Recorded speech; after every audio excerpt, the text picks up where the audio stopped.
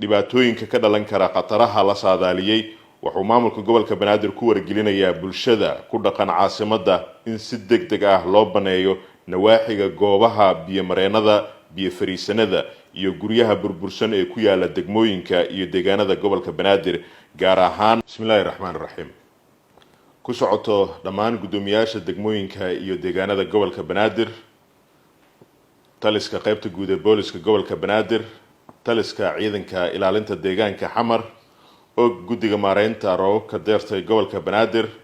shacabka degan hareeraha waraha biyo deegaanada ee gobolka Banaadir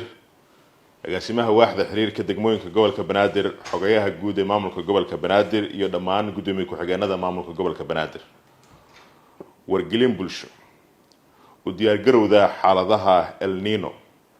gudoomiyaha gobolka Banaadir ahna duqa magaalada Muqdisho markuu arkay soo jeedinta guddiga maareynta roobabka deerta ee la filayo inuu ka da'o magaalada Muqdisho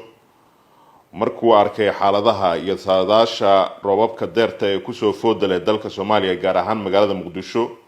markuu garwaaqsaday dhibaatooyinka soo gaari kara dadka degan goobaha biyo qabadyada waraha goobaha biyo mareenada iyo dadka ku hoos nool guryaha burbursan ee ku yaala magaalada Muqdisho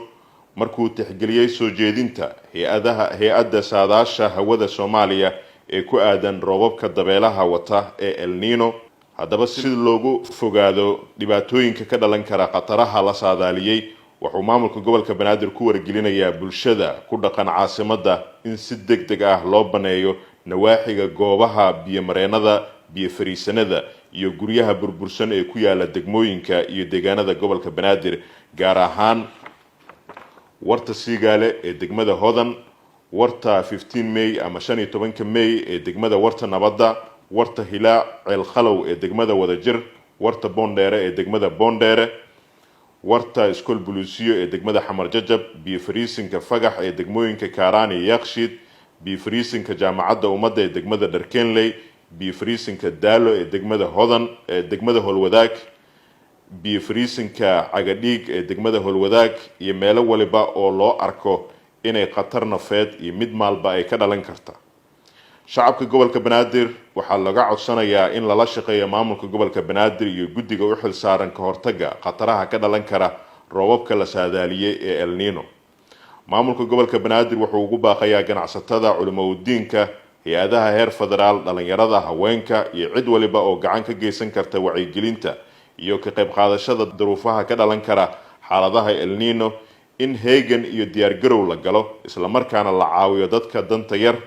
laguna gacansiyo maamulka gobolka Banaadir iyo guddiyada u xil saaran xaaladaha soo foodala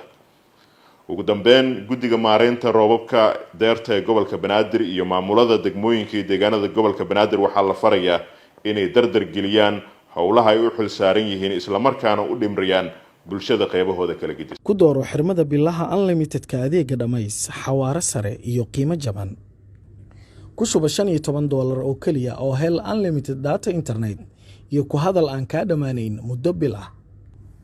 uga shuba ii dahab kood nambarka xidig 1 eber 1 4 gees